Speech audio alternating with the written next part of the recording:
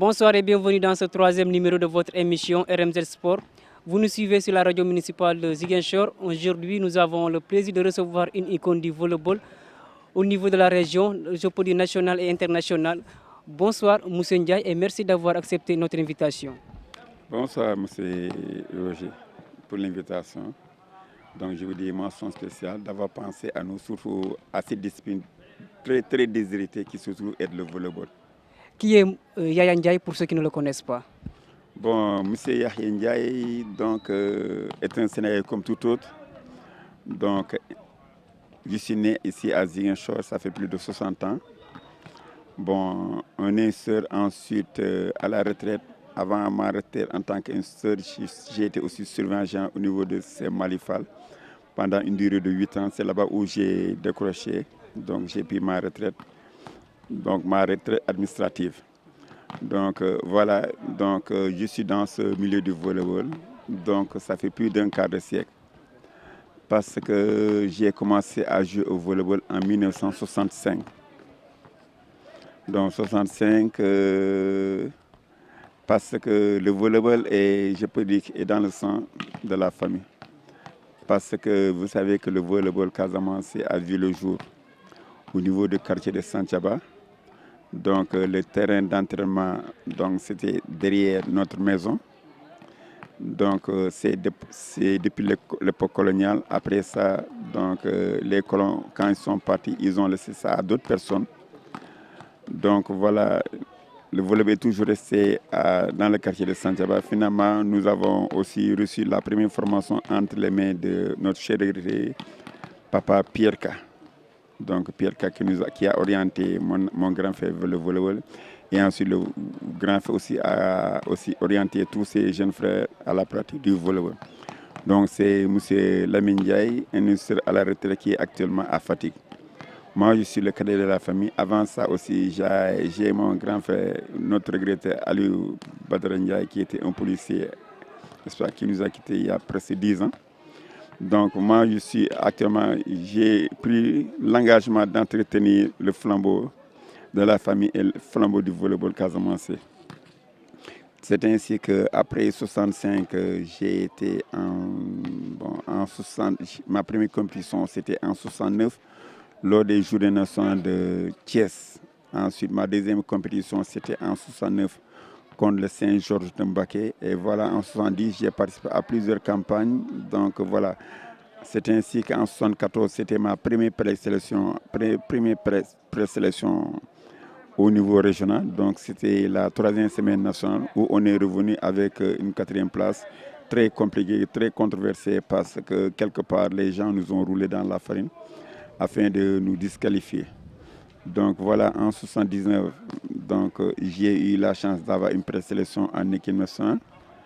Donc voilà, après ça, j'ai intégré l'école, n'est-ce pas, l'école des instituteurs de Thiès. Là, on m'a affecté à Dakar, mais j'ai demandé à ce que je puisse avoir, j'ai fait une permutation avec un collègue, un homonyme. Donc lui, comme Dakar l'a rangé, donc il est resté à Dakar. Moi, je suis revenu à Ziguinchor. Quand je suis revenu à Ziguinchor en 80, j'ai trouvé que le grand frère, il ne s'intéressait plus au volleyball. Il m'a dit que vraiment, bon voilà, j'ai tout donné au volleyball, je ne sais pas maintenant, je vais vous passer témoin. Est-ce que vous pourrez faire ce que j'ai fait? Je dis de toute façon, on va essayer de tenter, voir de toute façon, moi je suis engagé et je suis décidé. Et je ferai plus et mieux que vous. Il m'a dit que non, mais non, écoute, jeune frère, c'est pas possible. C'est ainsi que je me suis lancé dans ça. Donc en 1984, j'ai eu à organiser le premier festival international de volleyball. Donc ensuite, c'est une succession de festivals internationaux, donc où vraiment beaucoup, depuis 1983 jusqu'en 2019, on organise des tournois. Avant de poursuivre, de parler de votre palmarès, selon nos sources, Moussa Ndiaye a eu à fréquenter d'autres types de sports. Vous savez, nous, on a les enfants de Santhiaba, on a grandi ici. Hein. En son temps, il n'y avait pas ce mur. Donc, vous jouez au terrain de football. Après le football, automatiquement, vous allez au basket. Du basket, le bâtiment qui est là, donc vous voyez, il n'y avait pas ce mur entre le CEREPS et le terrain de basket. Automatiquement, quand vous passez pour venir ici, Donc, vous venez, vous jouez au volleyball. Quand vous venez jouer au volleyball, vous remontez, il y a les Scrabble, il y avait les jeux de dames, il y avait les jeux d'esprit, etc. De l'autre côté aussi, il y a le judo. Donc, si bien que nous, notre génération, on était des polyvalents. Donc, moi, j'ai fait du judo. Bon, pour un problème de clavicule, j'ai renoncé. Et ensuite, un problème aussi de morphologie. J'ai joué aussi au basket. Je suis un très grand basketteur. Quand je jouais le basket, les gens se posaient la question. Mais Moussindia, il joue bien au basket ou bien au volleyball? Les gens se sont posés la question. J'ai joué au football. Ensuite, après ma carrière de basketteur, j'ai été arbitre fédéral. Et ensuite, j'ai joué comme gardien de but, bon, avec les équipes de quartier. Bon, ensuite, je me suis reconverti aussi comme arbitre. J'ai eu à être aussi arbitre de football. Et les gens me pensaient que même, me confondaient souvent avec Badara. Quand je viens, ils me disent que c'est l'arbitre. Non, moi, je ne suis pas Badara, mais vous avez fait aussi l'arbitrage. Voilà.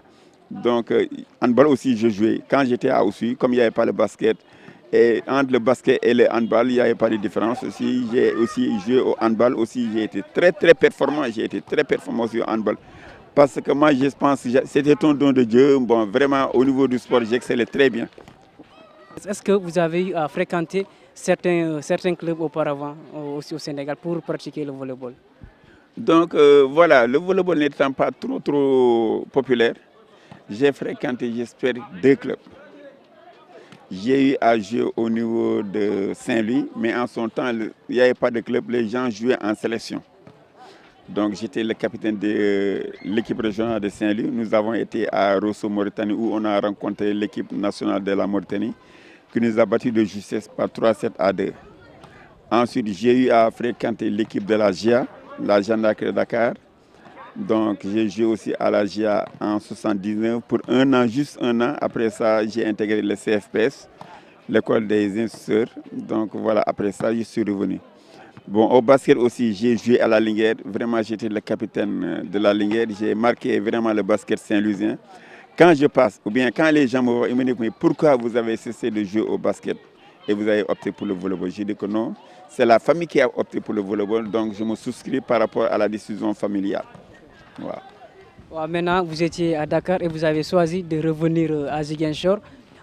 Avant Santhiaba Volleyball Club, il y avait Ziguinchor Volleyball Club.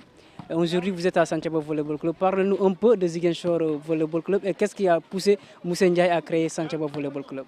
Donc, vous savez, quand on était venu ici, on a dit qu'il fallait créer un club, une ville. Donc, on a tenté d'abord avec l'équipe du Casport, mais vraiment, ce n'était pas ça, parce que les gens ne s'intéressaient pas trop au volleyball. Ils ont mis l'accent sur la grande équipe du Casport. On a essayé avec la Sonacos aussi. La Sonacos arrivait à miser sur le football. Bon, finalement, j'ai dit aux gens, c'est plus subvention qu'on reçoit de la part des autorités, n'est-ce pas, chargées de gérer soit le Casport ou bien la Sonacos. Nous, on peut l'avoir. Moi, je peux l'avoir en tant que fonctionnaire. C'est ainsi que après notre divorce avec la Sonacos, on a jugé nécessaire de créer un club qui se trouvait être Santhiaba. Bon, quand on a créé Santhiaba, les gens ont déformé ça. Ils disent non, bon, donc il ne faut pas créer un quartier, une équipe. Bon, on a dit on va dissoudre. Quand on a dissous Santhiaba, on a dit on va former la grande entité qui se trouve à Ziguinchor Club. Le 1er octobre 1992, on a créé Ziguinchor Volleyball Club. C'est ainsi que j'étais à la tête de cette structure en tant qu'encadreur, en tant que président.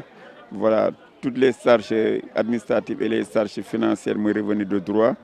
Donc jusqu'en 2000, je pense si mes souvenirs sont exacts, en 2016, quand on est parti pour une compétition, les conditions n'étaient pas trop réunies. Ça a créé beaucoup de couacs. Donc on a dit que bon, écoutez. Donc c'était en 2007.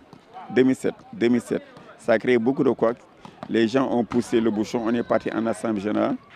Donc tout a été préparé. Donc voilà, comme j'ai senti le coup de venir, j'ai dit que moi je ne vais plus me présenter.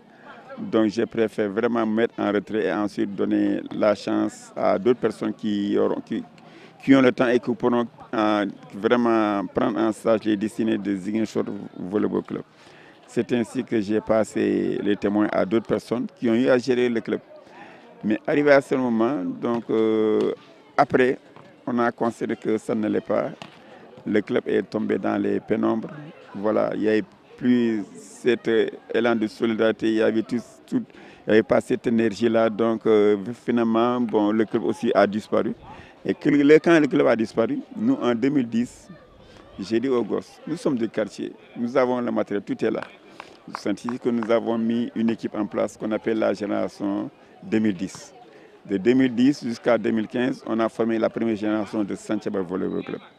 Après 2010, on a dit que comme 2015 c'était l'échéance, c'était la deuxième génération qui est là. Donc vous avez vu, il n'y a que 2 jours qui restent, c'est la deuxième génération de Santhiaba, de 2015 à 2020.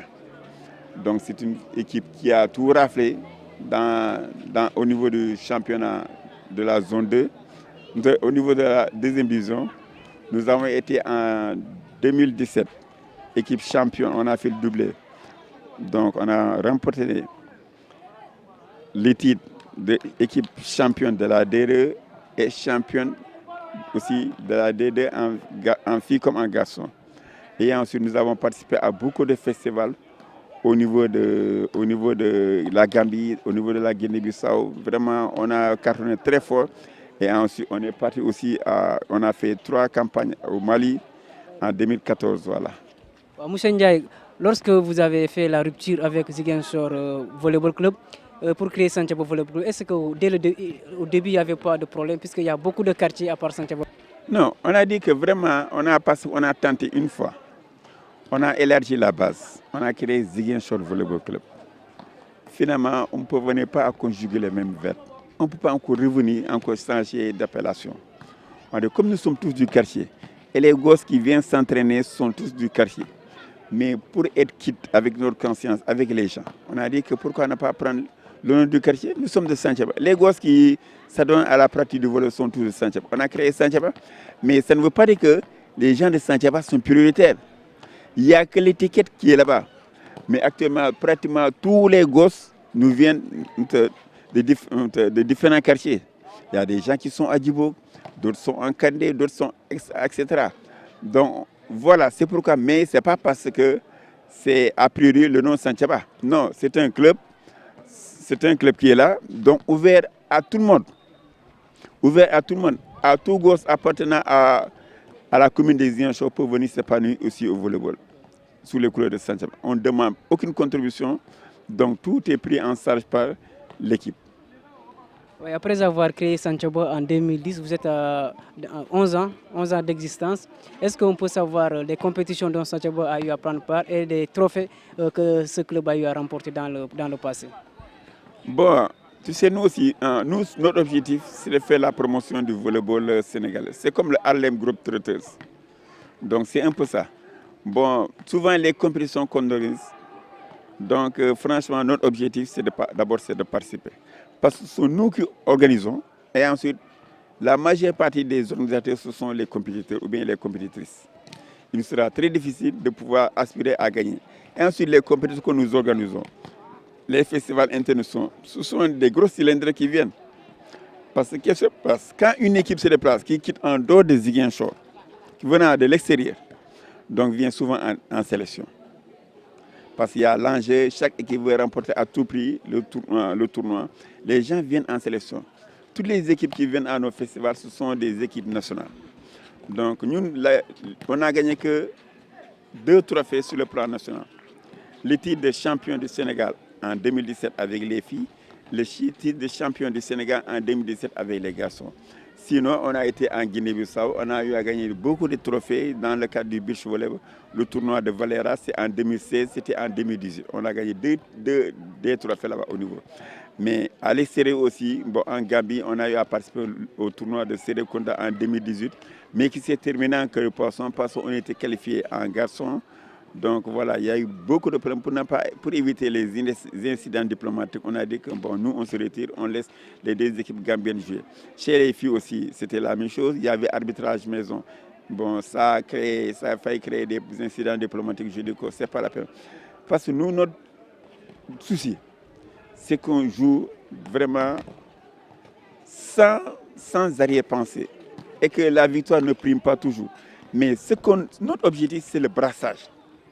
parce que les équipes vont rester là, dans les tiroirs ou bien dans les armoires, vont moisir, vont perdre de couleur, tout ça, vont vieillir, tout ça. Mais nous, ce qui nous intéresse, or que les relations humaines sont importantes, occupent une place de choix dans la société. Nous, notre objectif, aller faire des sports pour se faire des relations, au-delà des relations, ensuite, pourquoi pas échanger. Oui, le palmarès. Bon, au niveau national, franchement, quand on est venu en 2017, en 2018, nous n'avons pas été ridicules. Nous n'avons pas été ridicules. Nous avons eu à battre pratiquement toutes les équipes. On a été premiers. Donc, voilà, on est parti sur le plan national. Qu'est-ce qui se passe? Donc, pour les playoffs, on est dit, parce que ce sont les équipes qui doivent se prendre en charge. Imaginez que quand vous avez 2 équipes à déplacer à Dakar, presque ça fait au moins presque 35 joueurs. Donc, multiplié par 10, ça fait 350 000. Allez, 350 000 francs, retour, ça fait 700 000. Ces joueurs, c'est nous qui le prenons en charge pour la restauration, l'hébergement, le transport interne. Donc, à chaque voyage, ça nous faisait au moins 1 million. On devait dépenser 1 million. Comme on n'avait pas beaucoup de moyens, on a dit que parfois on déclare forfait. Et ensuite, parfois aussi, qu'est-ce qu'on demande? Donc, voilà, on réduit la délégation au strict minimum. On va par exemple pour 8. Bon, voilà, on a 200 000. Donc, voilà, avec les 200 000, il faut qu'on déplace 8 joueurs et un coach. Et voilà, on est arrivé, presque au petit matin. Les gens nous disent que vous allez jouer à 15 heures. Donc, vous voyez qu'un gars qui arrive au petit matin, vous lui demandez à ce que ces gens jouent à 15 heures, ça pose problème. Donc, voilà, les résultats n'ont pas suivi. Avec la Covid, vraiment, on n'a pas compétit. Donc, voilà, c'était un peu comme ça, le palmarès de Santhiaba. Donc, pas trop étoffé, mais nous avons participé à beaucoup de tournois. Le dernier tournoi, c'était le tournoi de Bobo Dioulasso. On a fait 4 tournois en Gambie, 3 au Mali, 4 en Guinée-Bissau, 1 à Bobo Dioulasso. J'espère que c'est suffisant comme palmarès au point de vue participation. Donc, je pense aujourd'hui, Santhiaba est l'équipe la plus populaire. Et les gens, leur seul désir, c'est de venir jouer sous les coups de Santhiaba. Parce que c'est l'équipe qui joue un volleyball très acceptable, très plaisant. Et ensuite, qui voyage beaucoup par ses propres moyens. Il n'y a aucune équipe au Sénégal qui voyage comme Santhiaba. Aucune. Toutes les équipes sont contentes du championnat national et puis c'est fini. Donc la saison se termine là. Mais nous, on joue en championnat national, on joue des promotions, on joue des festivals internationaux. Voilà. Ouais, vous avez parlé du tournoi de Bobo Dioulasso. Est-ce que vous pouvez revenir sur ce tournoi? Et comment votre club s'est comporté une fois au Burkina Faso, de manière je parle de l'aspect sportif.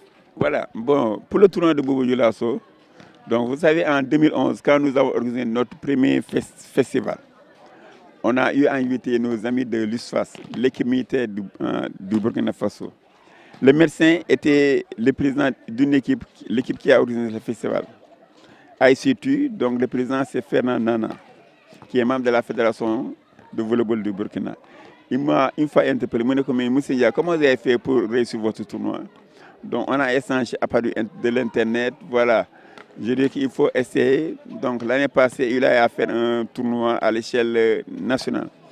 Il me dit que mais cette fois-ci, il faut qu'on fasse un tournoi à l'échelle internationale. Je dis que d'accord. Maintenant, essayer d'avoir les contacts des équipes. Donc il s'est battu pour avoir le contact de toutes les équipes. Donc à chaque fois, quand il fait une tâche, il vient me rendre, il me dit qu'est-ce que tu proposes, etc. On a échangé. Quand notre invitation est venue, les gens n'y croyaient pas que on allait partir à Bobo Dioulasso. Finalement, donc on a fait beaucoup de bruit, on est allé voir quand même les autorités.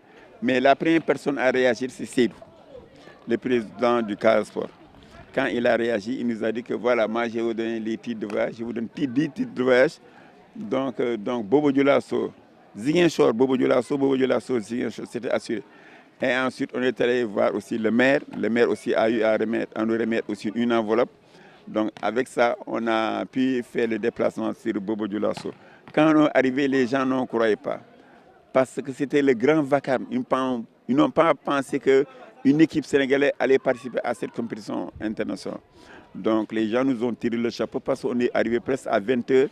À 20h, quand on est arrivé, on me dit que Moussa Ndiaye, soyez les bienvenus avec des acclamations. Donc voilà, on est arrivé, j'ai apporté ma prise de touche. Donc sur les compétitions, les gens devaient jouer 3-7 gagnants. J'ai dit que non, le temps ne vous permettra jamais de terminer avec 3-7 gagnants. Qu'est-ce que tu poses? J'ai dit que 2-7.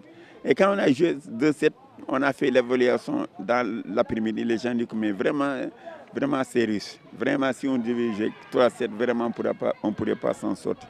C'est ainsi que l'équipe, nous avons eu à déplacer une équipe de 9 joueurs, mais dans les 9, les 2 sont des débutants. On a tourné avec 7.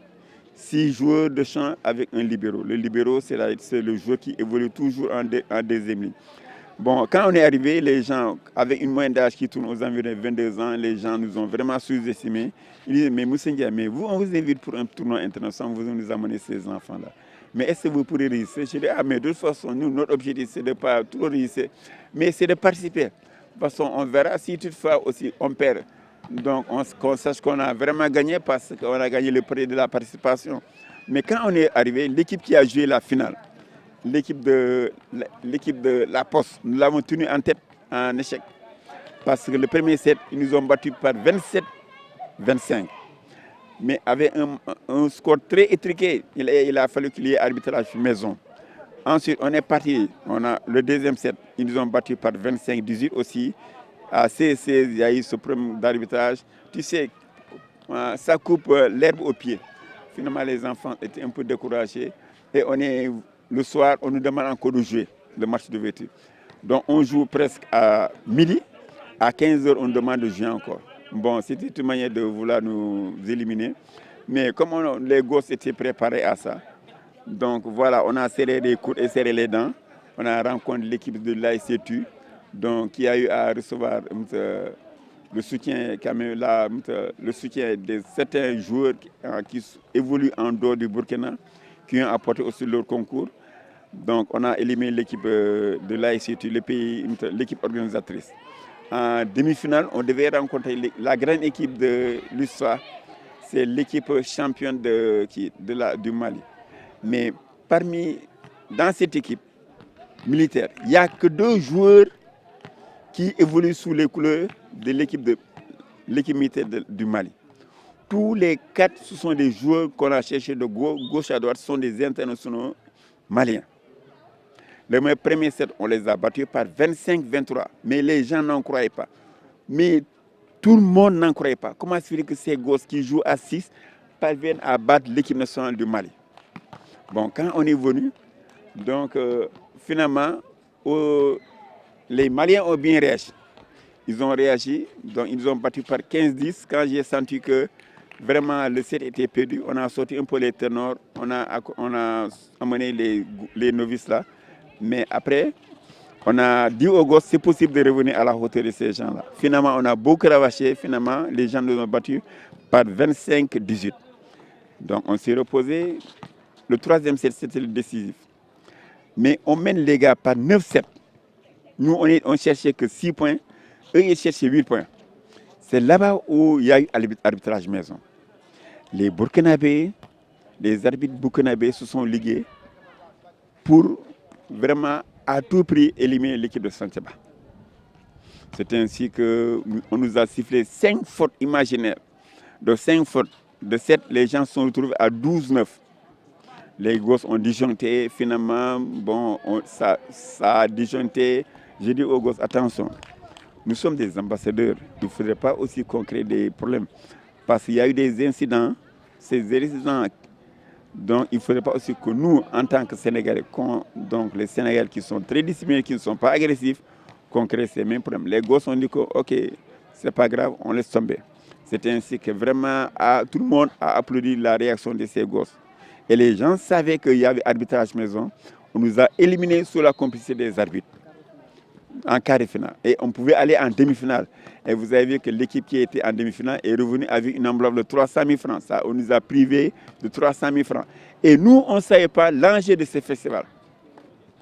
Parce que en réunion technique, on devait nous dire que voilà, l'équipe championne devait à 1 million. L'équipe vice-championne à 500 000, l'équipe classée 3e à 300 000. Mais nous, ils savaient. C'est pourquoi toutes les équipes étaient blindées. Étaient venues avec des joueurs professionnels de grands joueurs qui évoluent dans d'autres pays et qui viennent prêter main forte aux équipes burkinabèses et ensuite aux équipes maliennes. Nous, on n'a pas reçu cette information. On est parti avec une base locale, uniquement l'équipe. Aucun joueur. Ce sont les gosses qui jouent là qui sont partis.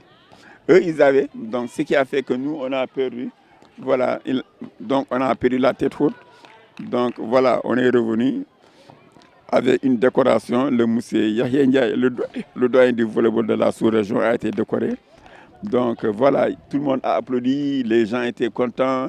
Bon, ça a photographié avec le doyen partout. Vraiment, les Ghanéens aussi, ils nous ont applaudi, ils nous ont accompagnés. Parce qu'ils ont dit qu'il y a eu un brassage entre le Ghana et le Sénégal. Parce qu'ils ont un peu, je les ai demandé, mais pourquoi ils ont dit qu'en tout cas ils ne savent pas, parce qu'on a la même couleur, les mêmes drapeaux. Il n'y a que l'étoile noire et l'étoile verte qui fait la différence. J'ai fait un peu l'historique quand même du Ghana et du Sénégal en son temps avec Kwame Nkrumah et Feu Léopold Sédar Senghor. Mais les gens étaient séduits et ils ont apprécié vraiment aussi le compte rendu que j'ai eu à faire dans le cadre de cette union entre le Ghana et le Sénégal. Monsieur Ndiaye, vu que la distance, ça peut aussi jouer, est-ce qu'il n'y a pas aussi la fatigue, puisque vous n'êtes pas parti par vol, vous avez pris le trajet par les véhicules. Est-ce que cela aussi n'a pas joué? Mais c'est vrai, ça a joué parce que même, tu vois, parce qu'entre Burkina Faso et Ziguinchor, le Sénégal, il y a un décalage de 2 heures de temps. Actuellement, il est 6h moins 5. Eux, ils sont à 8h moins 5. Tu vois? Donc, nous, si on doit jouer à 7h, les matchs sont programmés à 7h. C'est-à-dire que chez nous, il fait 5h du matin. Donc, ce problème de fuseau horaire a des effets négatifs sur la performance des joueurs. Parce que quand les joueurs se lèvent pour jouer à 7h, ils sont à 5h du matin. Imaginez que nous, à 5h du matin, on est au lit.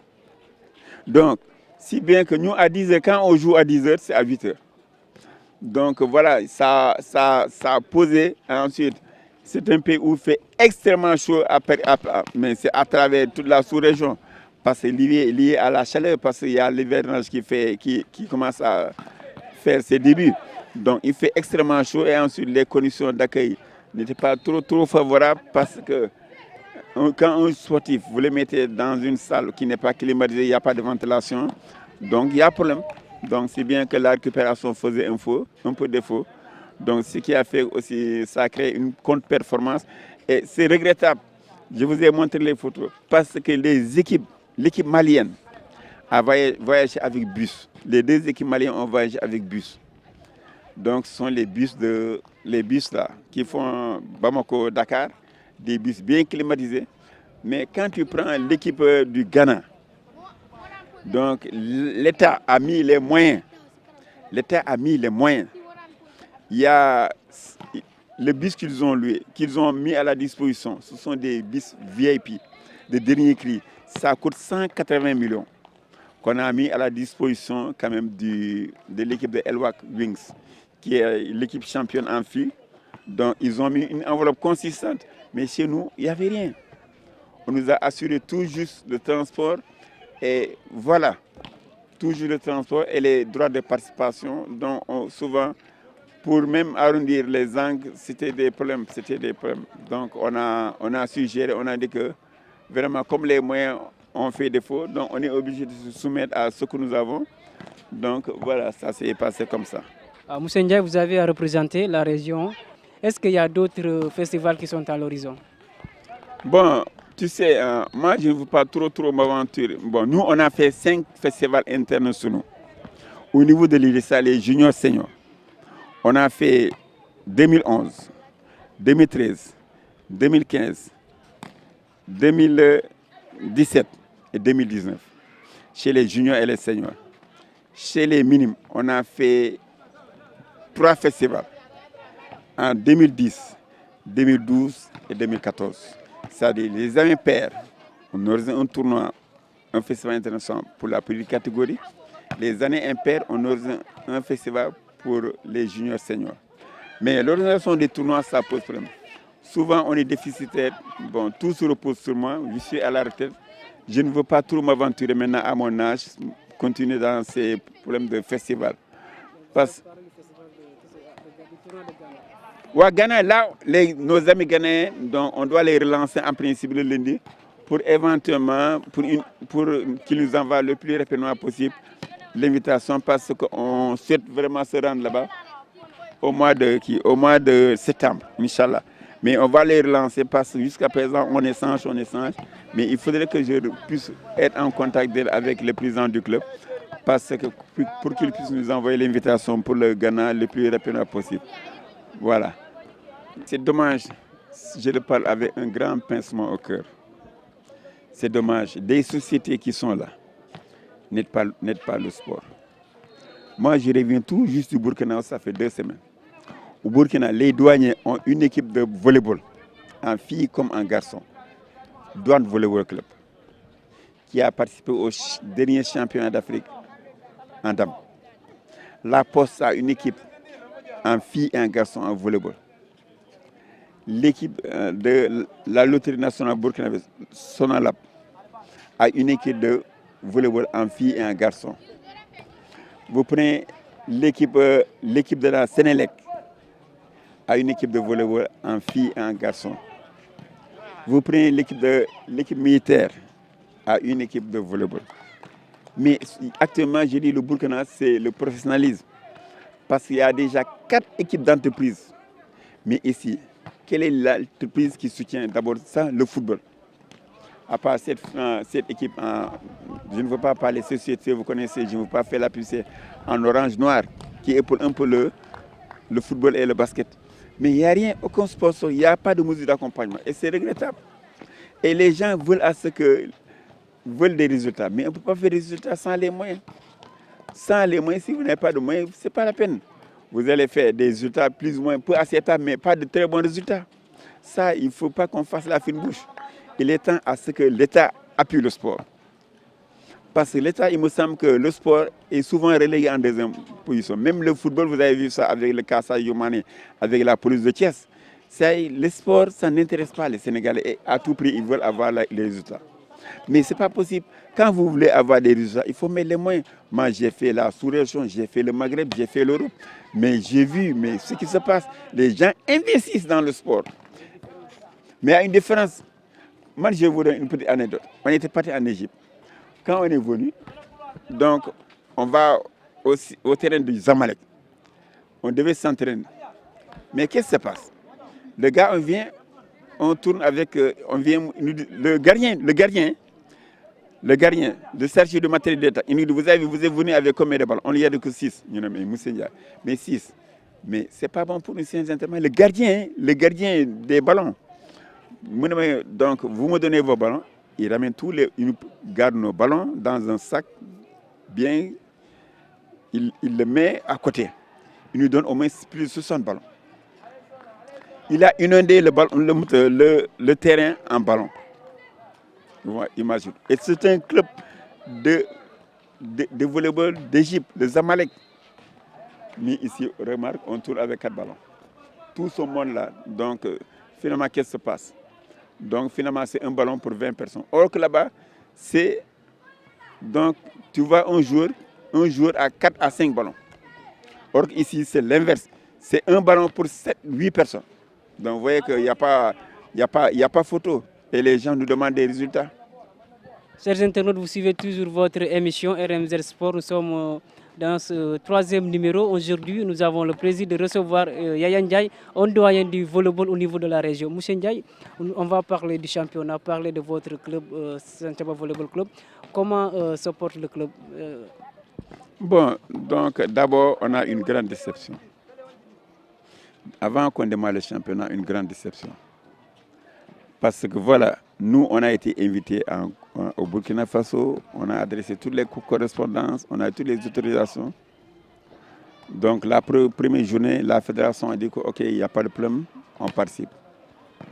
Donc on va au Burkina, on revient le 2. Les gens, ils nous balancent une convocation, moi je ne l'ai même pas reçue. Je ne sais pas où est-ce qu'elles ont mis cette convocation, mais je ne l'ai pas reçue. Donc, on ne peut pas faire plus de 3000 km. On fait 3000 km aller, 3000 km retour. On revient un mardi. Les gens nous disent que le vendredi matin, on dort le mercredi, le jeudi en pleine nuit, au-delà de minuit, tu sais que c'est le vendredi. On nous demande d'aller jouer un championnat national à Kolda. Et la fédération n'a donné aucun franc pour les titres de transport. La fédération n'a pas assuré la restauration. La fédération n'a pas assuré l'hébergement, ni le transport interne. Donc, on nous demande d'aller à Kolda. Mais les enfants, ce sont des êtres humains, ils ont besoin de récupération. Tu ne peux pas faire 6000 km, encore vouloir faire encore 400 km. Donc voilà, nous, on n'est pas partis. Et par rapport à ça, au préalable, on avait demandé d'introduire une deuxième lettre de report. La fédération n'a pas tenu en considération son lettre. Donc, qu'est-ce qui se passe? On voit donc l'équipe de Santhiaba a été battue par forfait lors de la dernière journée. Mais j'ai dit aux gens, j'ai répliqué, j'ai dit attention. Donc, il y a notre départ sur Burkina Faso, vous ne l'avez pas cautionné. Vous avez fait semblant de le cautionner, mais vous ne l'avez pas cautionné. Le fait que qu'on parte représenter le Sénégal, ça ne vous a pas plu. Parce que si ça vous avait plu, donc vous allez attendre une équipe qui vient de faire 600 km, donc il faudrait qu'on lui donne un peu, au moins une semaine de pouvoir se reposer ensuite, attaquer les champions. Vous ne l'avez pas fait. Mais je dis aux gens que nous, ce qui nous intéresse dans ce volleyball-là, qu'on puisse avoir des enfants à l'image de Sadio Mané qui puissent réussir. Moi, j'ai mon enfant qui joue au Qatar. C'est la génération 2010-2015. Il est actuellement à sa 6e année au Qatar. Il est professionnel au beach volley. Il n'est pas venu en vacances. Bon, parce que c'est limite avec la Covid, c'est compliqué. Mon fils, je viens de le joindre. Il est à la SOA. C'est actuellement le moteur de l'équipe des forces armées de la Côte d'Ivoire. C'est le meilleur joueur actuellement de la SOA. C'est ça notre objectif, c'est de former des joueurs, des grands joueurs qui pourront vraiment demain, s'ils ont la chance d'avoir un club, qu'ils puissent s'épanouir. Ensuite, que vraiment à travers leurs performances, qu'ils fassent tache d'huile dans les airs. Donc voilà, les championnats, on va démarrer demain. Mais jusqu'à présent, on n'a pas reçu de convocation. Donc voilà, il y a un déficit de communication donc, au niveau de la gestion de la programmation. Il y a un problème. Donc voilà, nous aussi, on est là. Bon, c'est Azu qui doit organiser en principe. On ne sait même pas. Est-ce que tous les matchs seront joués au lycée? Ou bien est-ce que tous les matchs... Donc il y a 2 matchs qu'on va jouer au lycée et d'autres ici. On ne sait même pas. Donc on n'est pas informé. Nous, on est là de toute façon. Nous, on est prêts. Vous avez vu, les filles sont prêtes. Les garçons sont prêts. De toute façon, nous, demain, comme c'est Azu qui organise, donc destination, ça sera le lycée Niabo. Parce que jusqu'à présent, on n'a reçu aucune information par rapport à ça. Est-ce que vous n'avez pas reçu?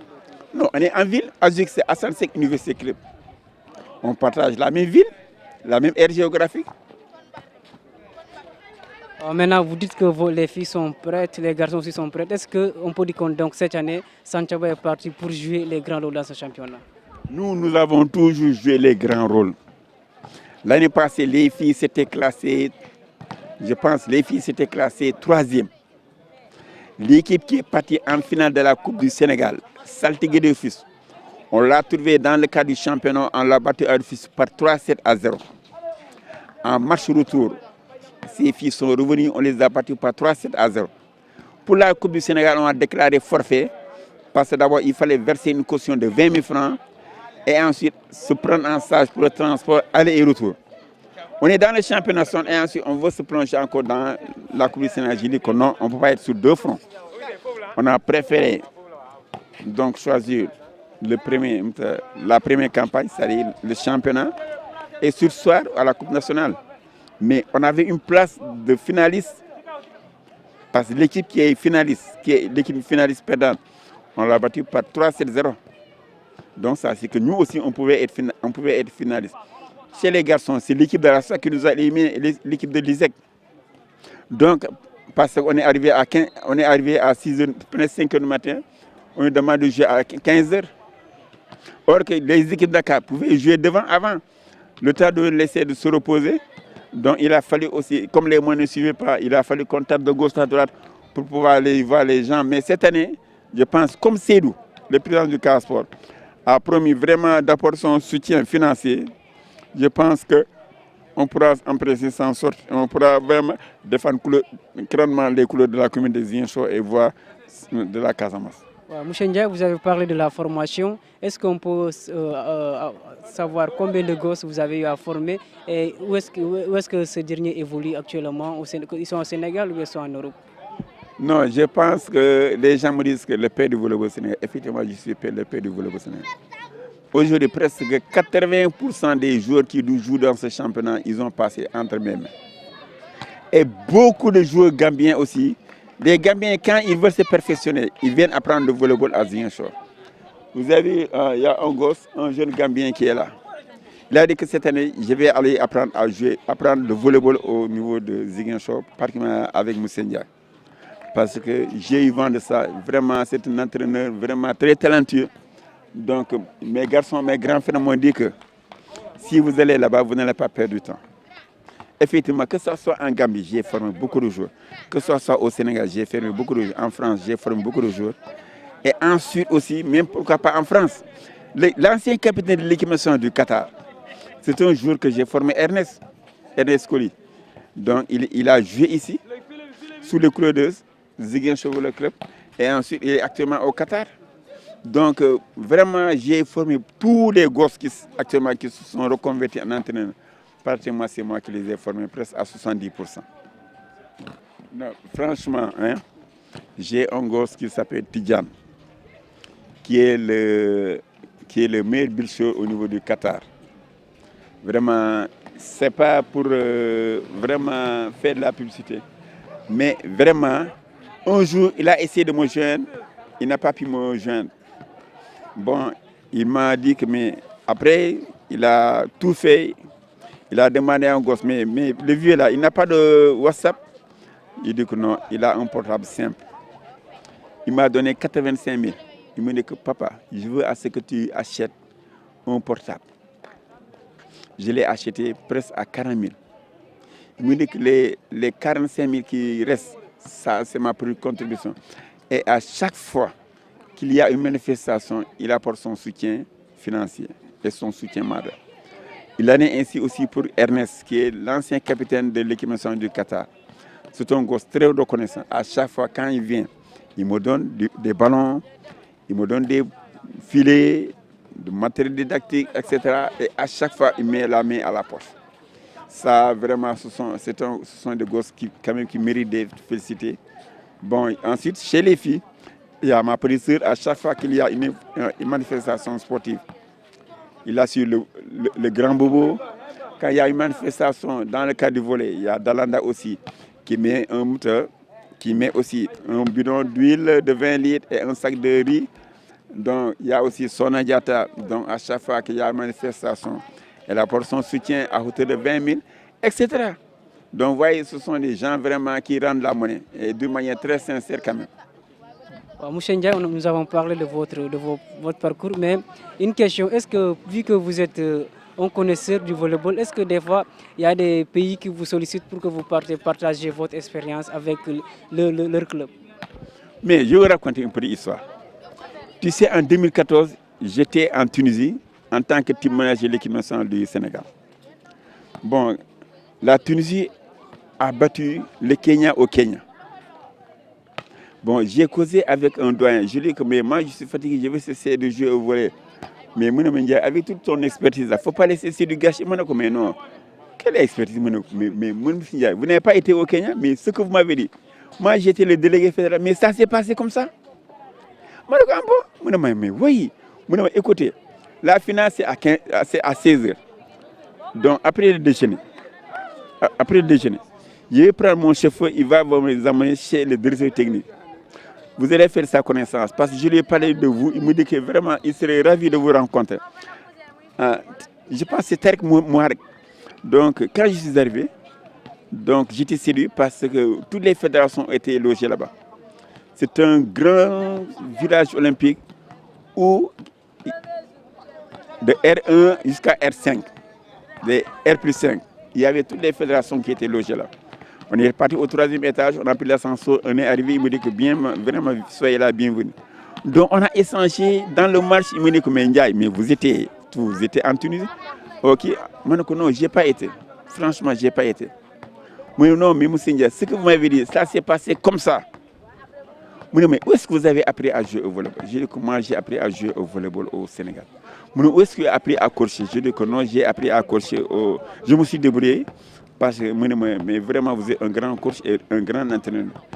Moi, est-ce que ça ne vous plairait pas de venir rester en Tunisie et chercher une équipe? Bon, maintenant, non, vraiment, moi, je préfère vraiment retourner. Il m'a donné ses coordonnées. Et actuellement, il est au niveau de le club féminin de Tunis, le club féminin de Carthage de la Tunisie. Donc, chaque fois, on échange. Il me dit, quand tu vas venir, je dis que non. Quand j'étais aussi en Suisse, des gens m'ont contacté, je dis que non. Moi, je préfère vraiment ma Casamance natale plutôt d'aller vraiment... Moi, je préfère, je ne sais pas. C'est inné, tu sais, l'ancienne génération, nous, vivre en Casamance, donc rester en Casamance, c'est une fierté, c'est à l'image de Demba Ramata, comme fait par Dimitri Ndiaye. Donc nous avons la Casamance dans le sang. Man, pour rien au monde, quand je suis revenu du Burkina Faso, des clubs, la loterie nationale Sénégal, du Burkina, mon contexte, il me dit que il faut rester là. On peut vous trouver une maison, donc on va vous payer, vraiment vous serez peinard, vraiment vous allez nous aider.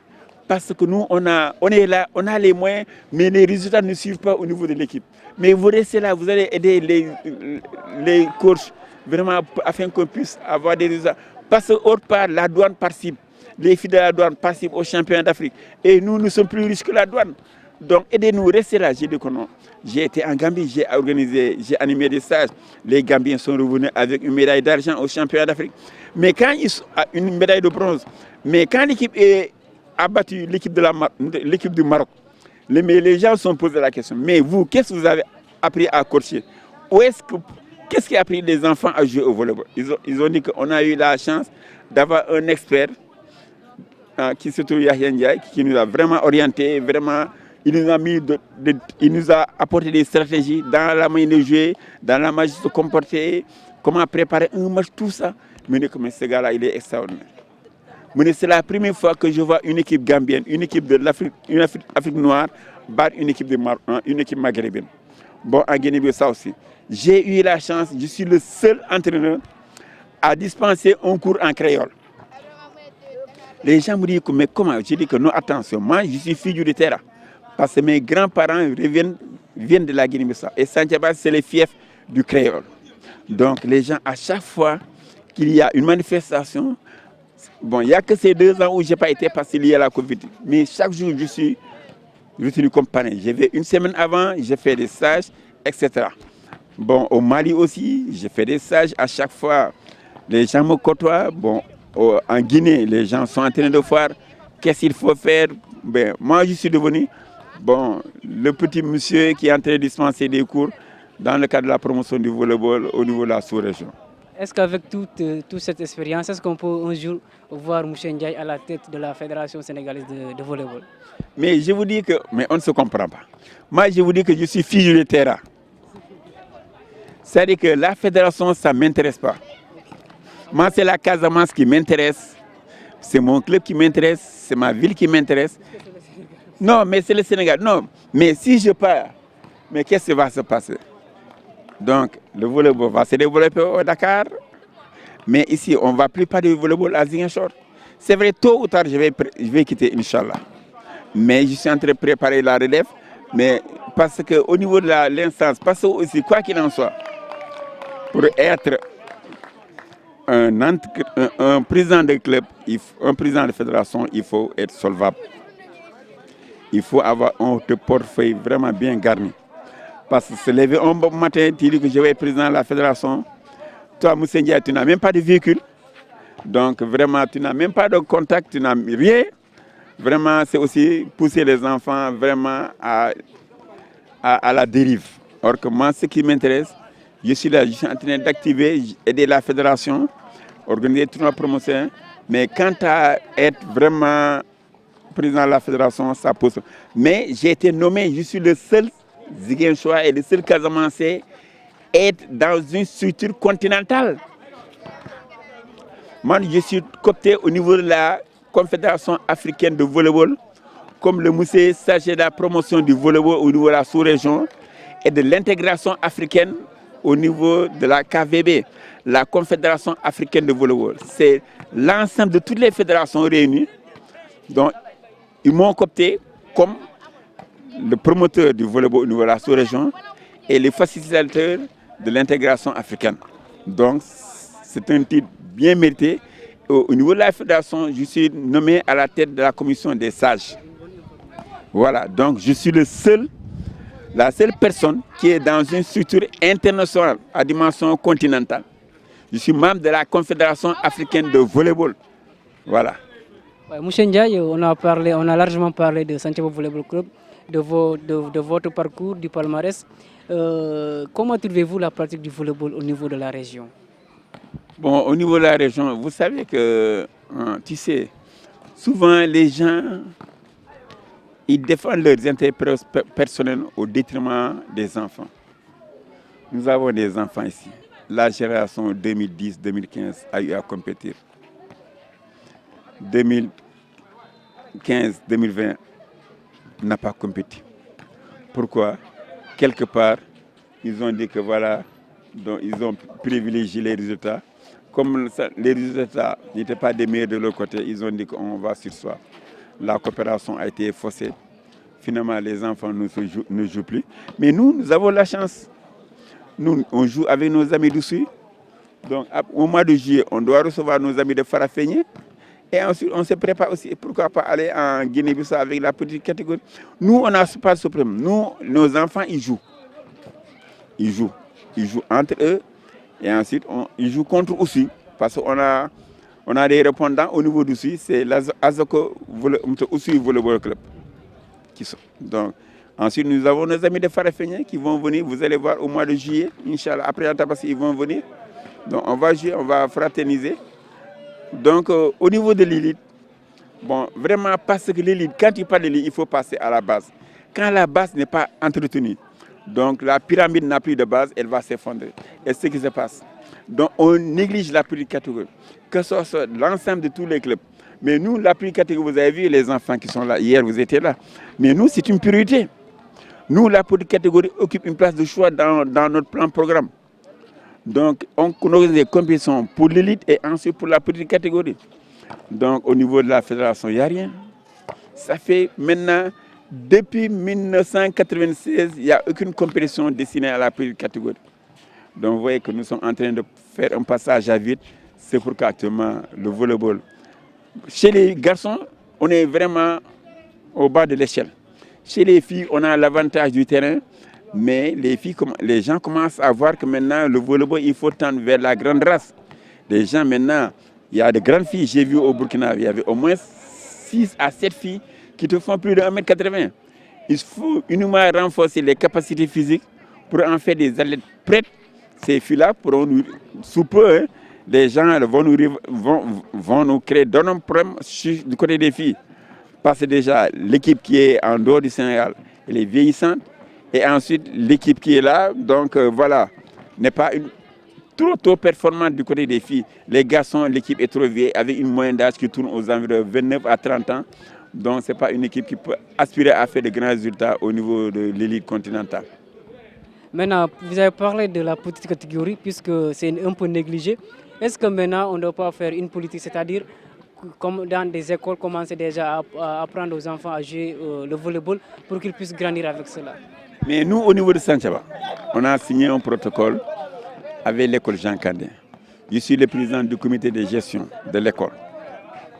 Donc, il y a beaucoup d'élèves qui jouent au volley au niveau de l'école Jean Kandé. Parce que c'est lié un peu avec la Covid. Donc, voilà, on ne peut pas installer. Parce qu'avec la Covid, la participation était un peu interdite. Maintenant, comme la situation médicale s'est un peu améliorée, l'année prochaine, Inch'Allah, vous verrez qu'on va installer un terrain fonctionnel au niveau de l'école Jean Kandé pour la petite catégorie. Et ensuite, on va voir s'il y a possible à ce que tous les élèves du C1 jusqu'au CM2 organise des rencontres périodiques et ensuite qui seront récompensées, où les jours seront récompensés. Nous, notre pépinière, actuellement, c'est au niveau de Jean Kandé. On veut vraiment implanter un terrain de volleyball, donc initier les enfants au volleyball. Parce qu'il ne faut pas oublier que c'est le Sénégal qui doit organiser les Jeux Olympiques de 2026. Et il nous faut avoir des enfants âgés de moins de 16 ans. Aussi, vous avez vu, aussi, il y a des élèves qui sont au niveau du CSTTGU qui commencent à taquiner timidement le volleyball. Donc voilà, nous on est peinards, on est entre beaucoup de structures, beaucoup d'établissements. Je pense que comme la Covid est déjà partie, donc vous avez vu, même tu as vu ces filles-là déjà qui commencent à lorgner, donc qui commencent à s'intéresser. Il faut qu'on les appelle un peu et ensuite voir. Mais actuellement, comme c'est le championnat qui prime, on ne peut pas trop mettre l'accent sur la petite catégorie. Donc on va les laisser de temps en temps, les mercredis et les samedis quand elles viennent, ou bien quand ils viennent, ils jouent entre eux. Mais après le championnat, place sera faite au beach volley. Nous avons de grands joueurs de beach de volley. C'est le volleyball de plage.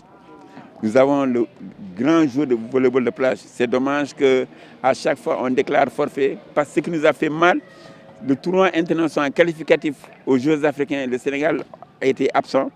Or qu'on avait des bichets qui étaient là, des gosses qui ont gagné beaucoup de tournois au niveau de la Guinée-Bissau. Et c'est dommage, on n'a pas pu. Nous, on fait du volleyball 12 mois sur 12. Après la saison indoor, il y a le beach volley, donc le volleyball de sable. On va jouer. C'est pourquoi on a des joueurs et des joueuses très performantes. On joue 12 mois sur 12.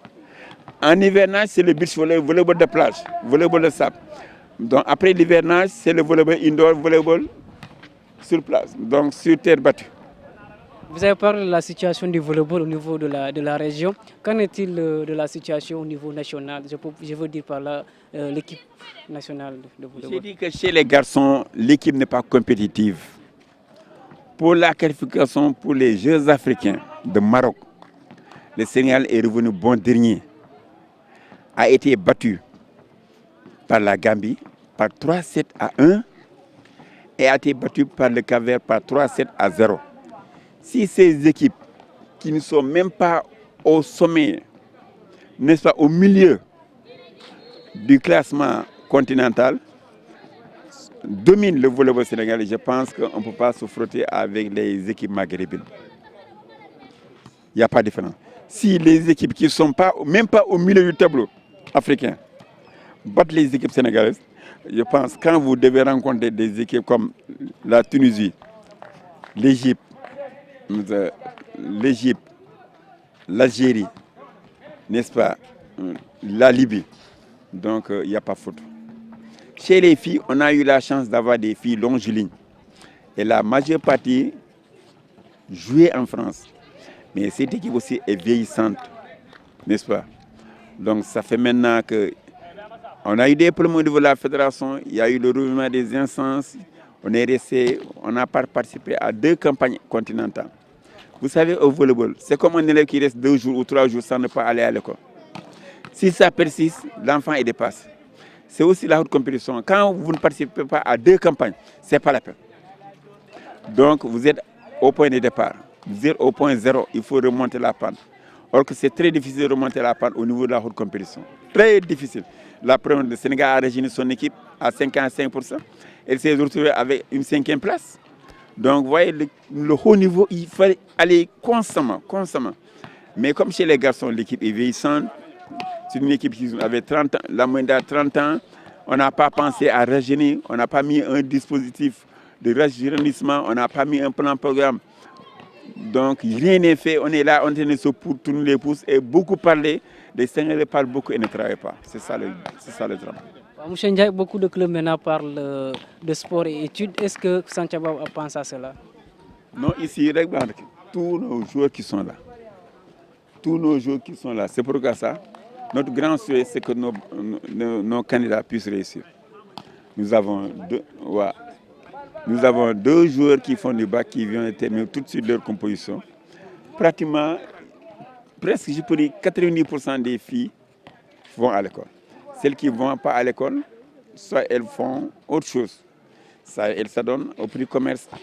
Donc voilà, comme aussi le club ne parvient pas à les honorer mensuellement, donc elles se débrouillent dans le petit commerce qu'elles font soit à partir de 19h après les entraînements. Donc voilà. Monsieur Ndiaye, nous sommes à la fin de l'émission. Votre dernier mot? Mais mon dernier mot, c'est vraiment vous remercier. Parce que vous êtes donné la corps et âme pour venir m'enregistrer. Je pense que c'est un geste à saluer. Parce que c'est vrai, j'ai beaucoup fait pour le sport casamançais et pour le sport sénégalais. Et jusqu'à présent, les gens ignorent qui est Moussa Ndiaye. Aujourd'hui, j'espère que, à partir de là, j'espère que les gens sauront qui est Moussa Ndiaye et qu'est-ce qu'il a fait pour le volleyball et qu'est-ce qu'il a fait pour le sport sénégalais et qu'est-ce qu'il a fait pour le sport de la sous-région. J'espère que ce qu'il faut éviter, que les gens, après son décès, que les gens mènent des investigations pour demander mais qu'est-ce qu'il a fait pour nous. Aujourd'hui, je pense que cette bande peut rester en archive, on ne le sait pas. Le jour où Moussa Ndiaye ne sera plus, on ne le sait pas, de ce bas monde, je pense vous pourrez vous dire attention, j'ai eu à parler de ce monsieur-là, de cette icône, avant qu'il ne quitte ce beau monde. Voilà tout ce que je peux dire. Et moi, je peux dire, je connais mieux que vous ces personnes qui ont rendu d'énormes services au sport sénégalais ou bien au sport du continent que vous. Donc, merci pour vraiment ce geste qui me va droit au cœur. Monsieur Ndiaye, nous vous remercions aussi puisque vous nous avez accordé ce moment pour parler spécialement de volleyball. Nous vous remercions et on souhaite que vous vivez très longtemps pour que ces jeunes aussi puissent en bénéficier. Quant à moi, chers internautes, nous vous disions merci et merci de nous avoir suivis sur la radio municipale de Ziguinchor. Je vous donne rendez-vous très prochainement pour un autre numéro de votre émission RMZ Sport. Je remercie mon caméraman Paul Manga qui est là avec nous depuis le début. Au revoir et prenez soin de vous. Mais pardon, ok. Mais toi, tu m'as donné plus de 20 numéros.